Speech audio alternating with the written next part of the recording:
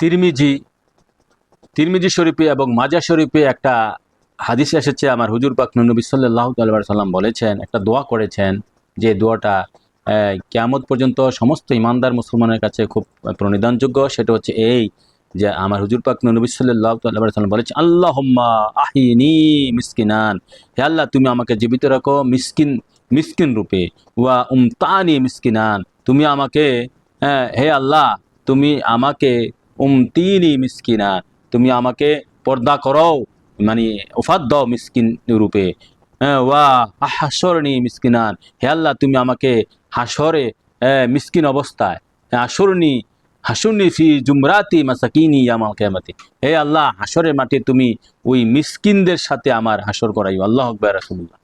তাহলে আমার হুজুর পাক নবী বলতেছে, তিনি এই পৃথিবীতে মিসকিন অবস্থা থাকতে চেয়েছেন, ছিলেন, এবং তিনি তিনি ওফাত চেয়েছিলেন মিসকিন অবস্থা, এবং হাসরের মাঠে তিনি মিসকিনের সাথে উঠবেন।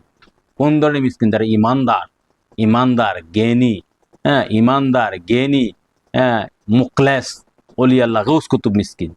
তিরমিজি শরীফে এরকম আরেকটা হাদিস আছে, নবী পাক সাল্লাল্লাহু আলাইহি সাল্লাম এরকম 70,000 ইমানদারের সাথে কাঁধে কাঁধ মিলিয়ে তিনি প্রথম বেহেশতে, তাদেরকে নিয়ে বেহেশতে প্রবেশ করবেন।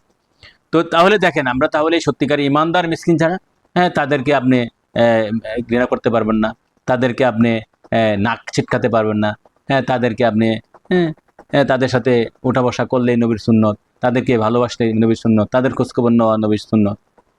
ইমানদার মিসকিন যারা, তাহলে গরিব মিসকিনকে ঘৃণা করা যাবে না। তাহলে আমরা সমাজে কি হচ্ছে এখন, গরিব মিসকিনকে ঘৃণা করি, গরিব মিসকিন কেউ থাকতে চাচ্ছে না, গরিব মিসকিন কেউ ভালোবাসে না, একমাত্র ভালোবাসে আল্লাহ রাসূল। তাহলে সবাই তো সম্পদমুখী, কিছু সংখ্যক ছাড়া।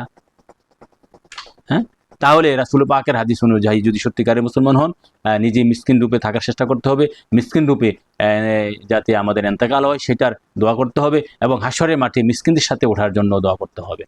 মিসকিনদের সাথে উঠলেই, ইমানদার মিসকিনদের সাথে উঠলেই রাসূল পাকের সাথে ওঠা হবে। আল্লাহ রাসূল সেই হাদিসের মনোভেদ বোঝা মানত তৌফিক দান করুন। ওয়া মা আলাইনা ইল্লাল বালাগ।